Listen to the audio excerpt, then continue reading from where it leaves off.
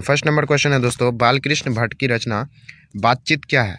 बालकृष्ण भट्ट की रचना जो है बातचीत वो क्या है? तो इसका सही आंसर हो जाएगा दोस्तों ऑप्शन नंबर डी, यानी कि ललित निबंध है। कैसा निबंध है दोस्तों? ललित निबंध है। नेक्स्ट क्वेश्चन की ओर बढ़ते हैं दोस्तों, प्रकृति वर्णन से संबंधित कविता है। प्रकृति वर्णन से संबंधित कविता है, तो इसका सही आंसर हो जाएगा दोस्तों ऑप्शन नंबर बी, यानी कि उषा। उषा जो है वो प्रकृति वर्णन से संबंधित कविता है। नेक्स्ट क्वेश्चन की ओर बढ़ते हैं दोस्तों।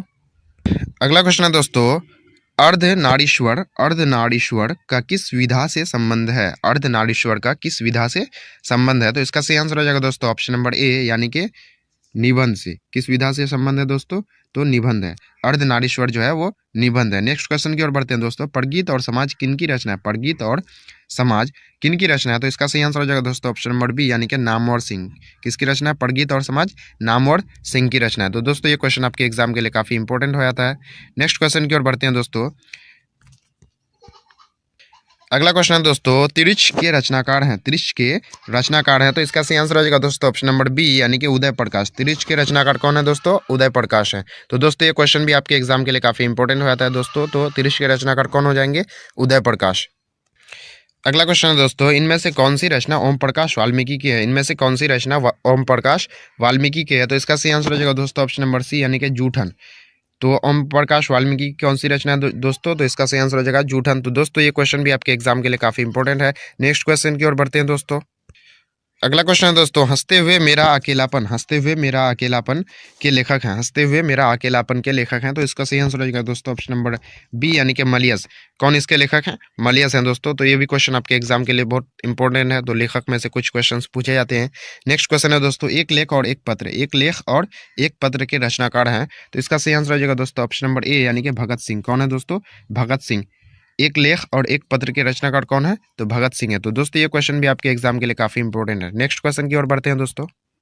अगला क्वेश्चन है दोस्तों, ओ सदानीरा के लेखक हैं। ओ सदानीरा के लेखक हैं, तो इसका सही आंसर हो जाएगा दोस्तों ऑप्शन नंबर ए, यानी कि जगदीश चंद्र माथुर। जगदीश चंद्र माथुर जो है ओ सदानीरा के लेखक हैं। कौन? जगदीश चंद्र माथुर। नेक्स्ट क्वेश्चन की ओर बढ़ते हैं दोस्तों, जे कृष्णमूर्ति की इनमें से कौन सी रचना है? जे कृष्णमूर्ति की इनमें से कौन सी रचना है? तो इसका सही आंसर हो जाएगा दोस्तों ऑप्शन नंबर डी, यानी कि शिक्षा। शिक्षा जो है जे कृष्णमूर्ति की एक रचना है। नेक्स्ट क्वेश्चन की ओर बढ़ते हैं दोस्तों।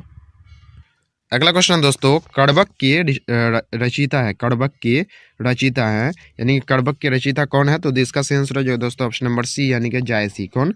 मलिक मोहम्मद जायसी। तो दोस्तों ये क्वेश्चन आपके एग्जाम के लिए काफी इंपॉर्टेंट है, तो इसको आप जरूर ध्यान रखेंगे। नेक्स्ट क्वेश्चन है दोस्तों, साहित्य लहरी किनकी रचना है? साहित्य लहरी किनकी रचना है? तो इसका सही आंसर हो जाएगा दोस्तों ऑप्शन नंबर बी, यानी कि सूरदास की। किसकी रचना है दोस्तों? सूरदास की है। नेक्स्ट क्वेश्चन की ओर बढ़ती हैं दोस्तों, कवितावली के रचनाकार हैं। कवितावली के रचनाकार हैं, तो कवितावली के रचनाकार कौन हो जाएगा दोस्तों? इसका सही आंसर हो जाएगा दोस्तों ऑप्शन नंबर बी, यानी कि तुलसीदास। कवितावली के रचनाकार कौन है दोस्तों? तो इसका सही आंसर हो जाएगा दोस्तों ऑप्शन नंबर बी, यानी कि तुलसीदास। तो ये क्वेश्चन आपके एग्जाम के लिए काफी इंपॉर्टेंट है दोस्तों, तो आप इसको जरूर ध्यान रखेंगे।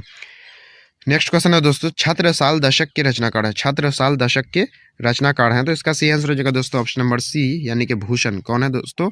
भूषण जो है वो छत्रसाल दशक के रचनाकार हैं। नेक्स्ट क्वेश्चन है दोस्तों, जयशंकर प्रसाद किस वाद से संबंधित रचनाकार हैं? जयशंकर प्रसाद किस वाद से संबंधित रचनाकार हैं? तो इसका सही आंसर हो जाएगा दोस्तों ऑप्शन नंबर ए, यानी कि छायावाद।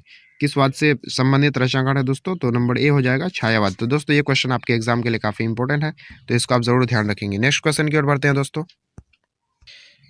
अगला क्वेश्चन है दोस्तों, पुत्र वियोग किसकी रचना है? पुत्र वियोग किसकी रचना है? तो इसका सही आंसर हो जाएगा दोस्तों ऑप्शन नंबर ए, यानी कि सुभद्रा कुमारी चौहान। सुभद्रा कुमारी चौहान। तो दोस्तों ये क्वेश्चन भी आपके एग्जाम के लिए काफी इंपॉर्टेंट हो जाता है, तो इसको आप जरूर ध्यान रखेंगे। नेक्स्ट क्वेश्चन है दोस्तों, जनजन का चेहरा एक के रचनाकार हैं। जनजन का चेहरा एक के रचनाकार हैं, तो इसका सही आंसर हो जाएगा दोस्तों गजानन माधव मुक्तिबोध। गजानन माधव मुक्तिबोध जो है ये जनजन का चेहरा एक के रचनाकार है। नेक्स्ट क्वेश्चन की ओर बढ़ते हैं दोस्तों।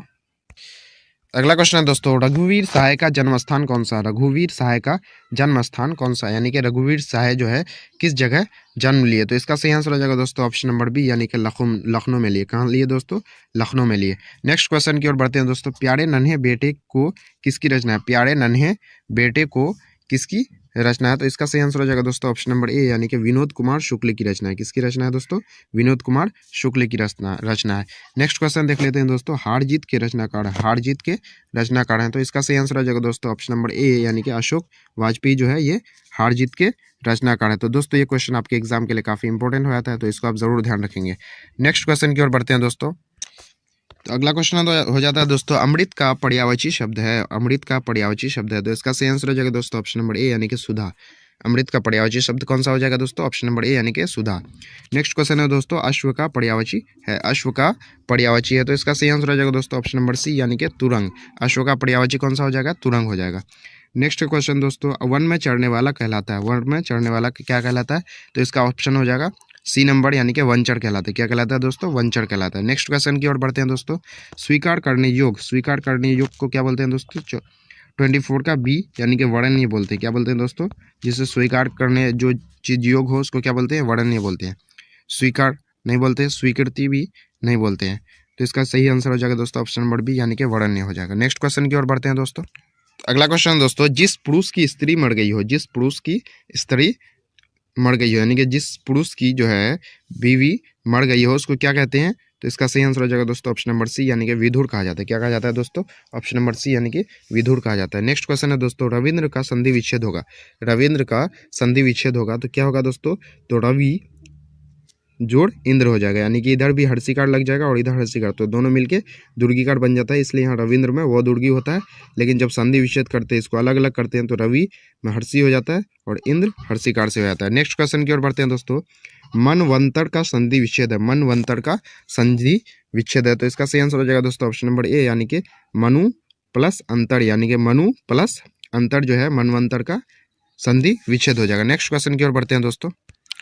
तो नेक्स्ट क्वेश्चन है दोस्तों, षड दर्शन का संधि विच्छेद है, षड दर्शन का संधि विच्छेद है, तो इसका सही आंसर हो जाएगा दोस्तों ऑप्शन नंबर डी, यानी कि षड जोड़ दर्शन, षड जोड़ दर्शन। नेक्स्ट क्वेश्चन है दोस्तों, जगदम्बा का संधि विच्छेद है, जगदम्बा का संधि विच्छेद है, तो इसका सही आंसर हो जाएगा दोस्तों ऑप्शन नंबर बी, यानी कि जगत जोड़ अम्बा। जगदम्बा का क्या हो जाएगा जो दोस्तों? जगत जोड़ अम्बा, जगत जोड़ अम्बा, यानी कि जगदम्बा। अगला क्वेश्चन है दोस्तों, नयन का संधि विच्छेद है, नयन का संधि विच्छेद है, तो इसका सही आंसर हो जाएगा दोस्तों ऑप्शन नंबर ए, यानी कि ने जोड़ अन, ने जोड़ अन, नयन। दोस्तों ये क्वेश्चन आपके एग्जाम के लिए काफी इंपॉर्टेंट हो जाता है, इसको आप जरूर ध्यान रखेंगे। नयन का संधि विच्छेद क्या हो जाएगा? ने जोड़ अन। नेक्स्ट क्वेश्चन है दोस्तों, भरपेट में कौन सा उपसर्ग है, भरपेट में कौन सा उपसर्ग है? तो ध्यान रखेंगे दोस्तों, जो है उपसर्ग जो है हमेशा आगे जुड़ता है, यानी कि भड़ पेट, तो इसमें क्या हो जाएगा दोस्तों? भड़, यानी कि 31 का क्या हो जाएगा दोस्तों? ऑप्शन नंबर सी, यानी कि भड़ जो है ये क्या हो जाएगा? उपसर्ग हो जाएगा। ठीक है दोस्तों। नेक्स्ट क्वेश्चन है दोस्तों, पुरातन में कौन सा उपसर्ग है, पुरातन में कौन सा उपसर्ग है? तो ये भी आगे ही जुड़ता है, उपसर्ग जो है वो हमेशा आगे जुड़ता है, तो इसका क्या आंसर हो जाएगा दोस्तों? ऑप्शन नंबर डी, यानी कि पूरा, ये जो है पूरा जो है ये उपसर्ग हो जाएगा। नेक्स्ट क्वेश्चन को देख लेते हैं दोस्तों। अगला क्वेश्चन दोस्तों, चचेरा में कौन सा पढ़ती है, चचेरा में कौन सा पढ़ती है? तो पढ़ती हमेशा लास्ट में जुड़ता है, तो इसमें कौन सा हो जाएगा दोस्तों? ऑप्शन नंबर सी, यानी कि एड़ा। चचेरा में कौन सा पढ़ती है? तो एड़ा है। नेक्स्ट क्वेश्चन की ओर बढ़ते हैं दोस्तों, टिकाऊ में कौन सा पढ़ती है, टिकाऊ में कौन सा पढ़ती है? तो इसका सही आंसर हो जाएगा दोस्तों ऑप्शन नंबर ए, यानी कि आऊ, टिकाऊ, यानी कि आऊ जो है इस पर कौन है, कौन चीज़ है? पढ़ती है। नेक्स्ट क्वेश्चन की ओर बढ़ते हैं दोस्तों, आरंभ का विलोम होगा, आरंभ का विलोम क्या हो जाएगा दोस्तों? ऑप्शन नंबर ए, यानी कि अंत हो जाएगा, आरंभ का क्या हो जाएगा? अंत हो जाएगा। नेक्स्ट क्वेश्चन की ओर बढ़ते हैं दोस्तों। अगला क्वेश्चन है दोस्तों, अधम का विलोम है, अधम का विलोम है, तो इसका सही आंसर हो जाएगा दोस्तों ऑप्शन नंबर सी, यानी कि उत्तम। तो दोस्तों ये क्वेश्चन आप जरूर ध्यान रखेंगे, ये क्वेश्चन हो सकता है आपके बोर्ड एग्जाम में पूछ लिया जाए। नेक्स्ट क्वेश्चन की ओर बढ़ते हैं दोस्तों, आर्द्र का विपरीतार्थक है, यानी कि आर्द्र का विपरीतार्थक यानी कि विलोम है, तो इसका क्या हो जाएगा? सही आंसर है दोस्तों ऑप्शन नंबर ए, यानी कि शुष्क। आर्द्र का क्या हो जाएगा दोस्तों? शुष्क हो जाएगा। नेक्स्ट क्वेश्चन की ओर बढ़ते हैं दोस्तों, जानने की इच्छा रखने वाले को कहते हैं, जानने की इच्छा रखने वाले को क्या कहते हैं दोस्तों? तो इसका सही आंसर हो जाएगा दोस्तों ऑप्शन नंबर बी, यानी कि जिज्ञासु। क्या कहते हैं उसको दोस्तों? जिज्ञासु कहते हैं। तो दोस्तों ये क्वेश्चन आपके एग्जाम के लिए काफी इंपॉर्टेंट हो जाता है, तो इसको आप जरूर ध्यान रखेंगे। नेक्स्ट क्वेश्चन की ओर बढ़ते हैं दोस्तों। अगला क्वेश्चन दोस्तों, जो मापने में समर्थ हो, जो मापने में समर्थ हो उसको क्या कहा जाता है? तो इसका सही आंसर हो जाएगा दोस्तों ऑप्शन नंबर सी, यानी कि मापदंड। क्या कहा जाता है दोस्तों इसको? ऑप्शन नंबर सी, यानी कि मापदंड कहा जाता है, जो मापने में समर्थ हो। तो दोस्तों ये भी क्वेश्चन आपके एग्जाम के लिए काफी इंपॉर्टेंट है, इसको आप जरूर ध्यान रखेंगे। नेक्स्ट क्वेश्चन है दोस्तों, अगला क्वेश्चन है दोस्तों, अंटी मारना मुहावरे का अर्थ है। अंटी मारना मुहावरे का अर्थ है, तो इसका सही आंसर हो जाएगा दोस्तों ऑप्शन नंबर बी, यानी कि चाल चलना। क्या होता है इसका अर्थ दोस्तों? चाल चलना। नेक्स्ट क्वेश्चन की ओर बढ़ते हैं दोस्तों। अगला क्वेश्चन है दोस्तों, ईंट से ईंट बजाना। ईंट से ईंट बजाना मुहावरे का अर्थ है। ईंट से ईंट बजाना मुहावरे का अर्थ है, तो इसका सही आंसर हो जाएगा दोस्तों ऑप्शन नंबर बी, यानी कि विनाश करना। क्या हो जाएगा दोस्तों? ऑप्शन नंबर बी, यानी कि विनाश करना। तो दोस्तों ये क्वेश्चन भी आपके एग्जाम के लिए काफी इंपॉर्टेंट रहता है, इसको आप जरूर ध्यान रखेंगे। ईंट से ईंट बजाना, इसका मतलब हो जाता है विनाश करना। नेक्स्ट क्वेश्चन है दोस्तों, गाल बजाना मुहावरे का अर्थ है। गाल बजाना मुहावरे का क्या अर्थ हो जाएगा दोस्तों? ऑप्शन नंबर ए, यानी कि डींग हाँकना। क्या क्या हो जाएगा दोस्तों? डींग हाँकना। तो ये भी क्वेश्चन आपके एग्जाम के लिए काफी इंपॉर्टेंट हो जाता है दोस्तों। नेक्स्ट क्वेश्चन की ओर बढ़ते हैं दोस्तों। अगला क्वेश्चन है दोस्तों, खिल्ली उड़ाना। खिल्ली उड़ाना मुहावरे का अर्थ है। खिल्ली उड़ाना मुहावरे का अर्थ है, तो इसका क्या हो जाएगा दोस्तों? ऑप्शन नंबर ए, यानी कि व्यंग करना। क्या करना दोस्तों? व्यंग करना। तो ये क्वेश्चन भी आपके एग्जाम के लिए काफी इंपॉर्टेंट हो जाता है दोस्तों। नेक्स्ट क्वेश्चन की ओर बढ़ते हैं। गगनचुंबी कौन सा समास है? गगनचुंबी कौन सा समास है? तो इसका सही आंसर हो जाएगा दोस्तों ऑप्शन नंबर ए, यानी कि तत्पुरुष समास है। कौन सा समास है दोस्तों? तत्पुरुष समास है। ठीक है दोस्तों, तो ये क्वेश्चन आपके एग्जाम के लिए काफी इंपॉर्टेंट हो जाता है दोस्तों। नेक्स्ट क्वेश्चन की ओर बढ़ते हैं दोस्तों। अगला क्वेश्चन है दोस्तों, यथाशक्ति कौन सा समास है? यथाशक्ति कौन सा समास है? तो इसका सही आंसर हो जाएगा दोस्तों ऑप्शन नंबर सी, यानी कि अव्ययी भाव है। कौन सा समास है दोस्तों? अव्ययी भाव। तो इसको भी आप जरूर ध्यान रखेंगे दोस्तों। तो नेक्स्ट क्वेश्चन की ओर बढ़ते हैं दोस्तों। कमल नयन कौन सा समास है? कमल नयन कौन सा समास है? तो इसका सही आंसर हो जाएगा दोस्तों ऑप्शन नंबर ए, यानी कि कर्मधारय समास है। कौन सा समास है दोस्तों? कर्मधारय। नेक्स्ट क्वेश्चन की ओर बढ़ते हैं। जी जान कौन सा समास है? जी जान कौन सा समास है? तो इसका सही आंसर हो जाएगा दोस्तों ऑप्शन नंबर बी, यानी कि द्वंद्व समास है। कौन सा समास है दोस्तों? द्वंद्व समास है। तो ध्यान रखेंगे दोस्तों, जहाँ पे भी अगर विग्रह चिन्ह लगा हुआ रहेगा, यानी कि डैश टाइप का लगा हुआ रहेगा, तो वो हमेशा कौन सा समास में आएगा? द्वंद्व समास में आएगा। कौन सा समास में आएगा दोस्तों? द्वंद्व समास में आएगा। नेक्स्ट क्वेश्चन की ओर बढ़ते हैं दोस्तों।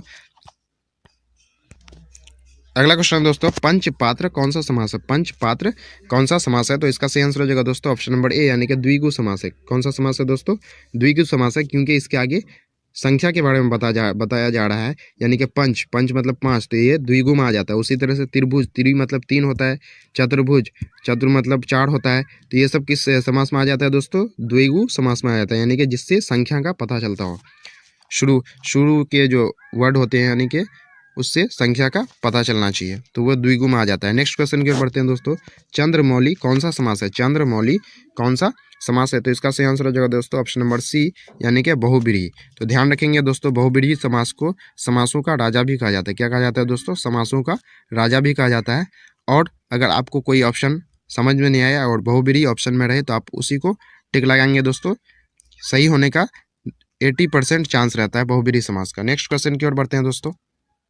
अगला क्वेश्चन दोस्तों, लंबोदर कौन सा समास है? लंबोदर कौन सा समास है? तो इसका सही आंसर हो जाएगा दोस्तों ऑप्शन नंबर डी, यानी कि बहुब्रीहि समास है। कौन सा समास है दोस्तों? बहुब्रीहि समास है लंबोदर। तो ध्यान देंगे दोस्तों, जो लंबोदर जो है ये बहुब्रीहि समास है। तो दोस्तों हम लोग यहाँ पे